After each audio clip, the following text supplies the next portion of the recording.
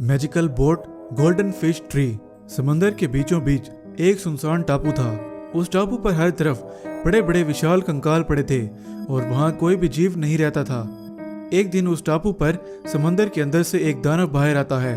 वो दानव बहुत ही ज्यादा गुस्से में था। समुद्री दुनिया की रानी ने मुझे वहाँ से निकाल कर अच्छा नहीं किया। रानी सबसे शक्तिशाली है, इसलिए उसे बहुत घमंड है। उसे लगता है कि उसे कोई नहीं हरा सकता, लेकिन रानी ने जो किया इसका बदला तो मैं लेकर रहूंगा। किसी भी तरह से रानी से उसकी सारी शक्तियाँ छीनकर उसे नष्ट कर दूंगा और उसके बाद सारे समंदर पर सिर्फ मेरा ही राज चलेगा। वो दानव ऐसा बोल ही रहा था कि वहीं सामने समंदर के अंदर से एक काले रंग की मछली बाहर आई। जो तुम बोल रहे थे, मैंने तुम्हारी सारी बातें सुन ली। मैं उस रानी की शक्तियाँ छीनने में तुम्हारी मदद कर सकती हूँ, लेकिन इसके बदले तुम्हें मुझे समंदर की सबसे बड़ी और शक्तिशाली मछली बनाना पड़ेगा। मैं तुम्हें सबसे शक्तिशाली मछली तो नहीं बना सकता, मैं इतना शक्तिशाली नहीं हूँ, लेकिन हाँ, मैं तुम्हें आकार में बड़ा कर सकता हूँ। मुझे आकार में बड़ा कर दो, फिर मैं बताऊंगी कि रानी की शक्तियाँ कैसे छीन सकते हो। वैसे वो दानव उस काली मछली पर अपनी शक्ति इस्तेमाल करता है और वो आकार में बहुत बड़ी बन जाती है। उस रानी की शक्तियाँ तुम सिर्फ पूर्णिमा की रात को ही छीन सकते हो।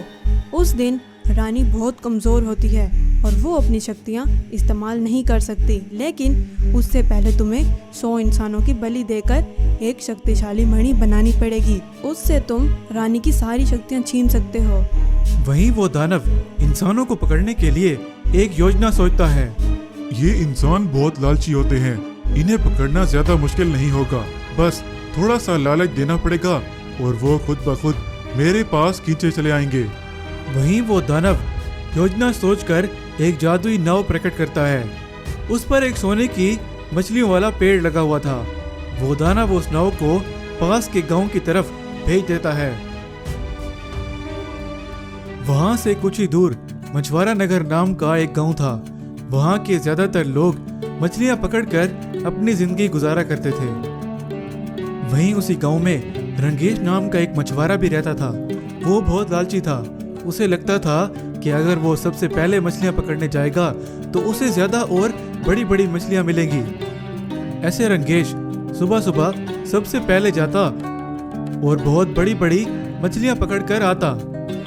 उसी गांव में सोमनाथ नाम का एक गरीब मछुआरा अपने बेटे मन्नू के साथ रहता था।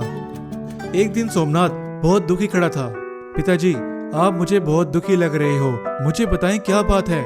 इतने दिनों से जब भी मैं समंदर में मछलियां पकड़ने जाता हूँ, मुझे कोई भी मछली नहीं मिलती और मुझे खाली हाथ घर लौटना पड़ता है। लेकिन पिताजी, ऐसे क्यों हो रहा है? इतना बड़ा समंदर है और उसमें इतनी सारी मछलियां हैं, आप जितने चाहो पकड़ सकते हैं। हाँ बेटा, तुम्हारी बात सही है, लेकिन मैं इसलिए मछलियां नहीं पकड़ पा रहा क्योंकि रंगेश ने गांव के पास समंदर में कोई डिवाइस लगाई हुई है। सारी मछलियां उसके जाल में आ जाती हैं और हम एक भी मछली नहीं पकड़ पाते। ऐसे एक दिन रंगेश अपनी नाव में मछलियां पकड़ रहा था तो वहीं उसे दूर से एक नाव दिखी।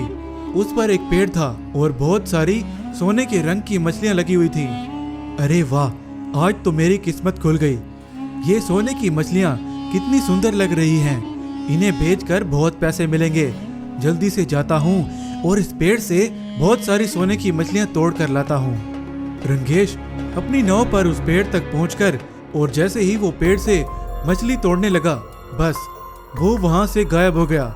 दूर से ये सब सोमनाथ और मन्नू भी देख रहे थे। पिताजी, आपने देखा उस रंगेश के साथ क्या हुआ? वो जैसे ही उस पेड़ से सोने की मछली तोड़ने लगा, वो वहां से गायब हो गया। मुझे तो ये कुछ सही नहीं लग रहा, इसका पता करना पड़ेगा। वो दोनों भी अपनी नाव से उस पेड़ के पास पहुंच गए। वो पेड़ मन्नू और सोमनाथ को भी गायब करने ही वाला था कि बस वहीं पानी के अंदर से समुद्री दुनिया की रानी बाहर आई और उसने अपनी शक्ति से शैतानी पेड़ को नष्ट कर दिया। उस पेड़ पर लगी सारे सोने की मछलियां नीचे नाव में गिरी और रानी दोबारा समंदर में चली गई।